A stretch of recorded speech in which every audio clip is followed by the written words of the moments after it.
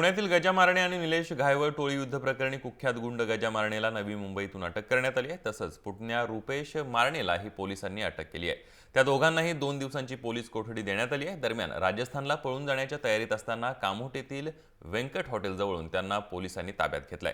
2 आठवड्यांपूर्वी घायवळ टोळीतल्या अमोल बधेची गजा मारणेनं हत्या केली होती। वैकुंठ स्मशानभूमी येथून मित्राच्या वडिलांचा अंत्यविधी उरकून निघालेल्या निलेश घायवळ टोळीतल्या तिघांवर गजा मारणे टोळीतल्या 7-8 हल्लेखोरांनी गोळीबार केला होता।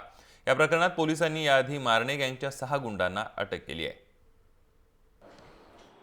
खारघर आणि कामोठे या परिसरामध्ये थोडं चेन स्नॅचिंगचं प्रमाण वाढलेलं होतं। एक सिल्वर रंगाची indica car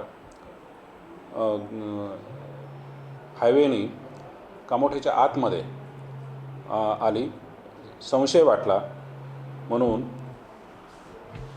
hotel Venkat presidency या ठिकाणी ती गाडी थांबवण्याचा प्रयत्न केला।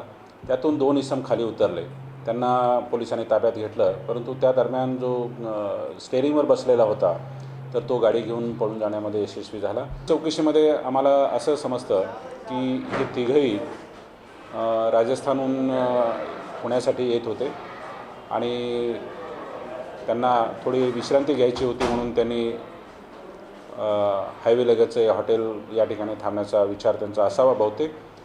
तर त्या दरम्यान पोलीस पथक गस्त पथक तिथे गेलं आणि त्यांना ताब्यात घेतलेलं आहे।